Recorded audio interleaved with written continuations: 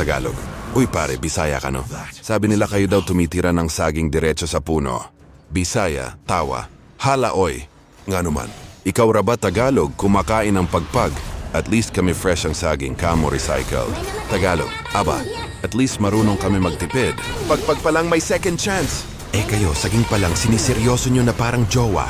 Bisaya, halakak, halakadiha, ambot nimo. Mas okay pa magsaging kaysa magpagpag na galing sa basurahan. Di ba kamo crunchy pa daw kung may langgam? Tagalog, uy, hindi lahat ng Tagalog kumakain ng pagpag ah. Pero seryoso Bisaya, totoo bang ginagawang girlfriend nyo yung saging tree? Bisaya, natawa. Uy oy, kamugyud mga Tagalog hilig mog chismis, wala oy. Pero kung walay uyab, pwede ra mag-hug sa saging tree. Natural therapy ba? Hahaha. Tagalog, therapy daw oh. E baka mamaya maputol na yung saging dahil sa'yo. Bisaya, ayaw pag-inggit Tagalog. At least kami nature lover.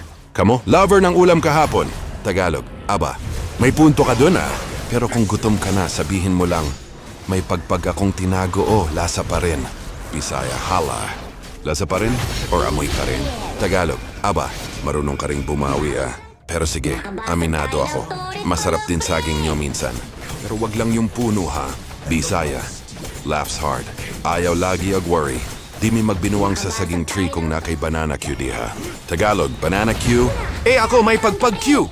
Recycled pero reliable. Bisaya, pagpag Q. Halaka, basin mabuhi pa ang manok diha. Tagalog, laughing. Oo nga no, baka sumigaw pa ng kokokok habang nanginunguy ako. Bisaya, maulagi. At least kami, kung saging man healthy. Kamo pagpag? Delikado pero masarap daw sabi mo. Tagalog, tama. Parang love life ko. Bawal pero masarap.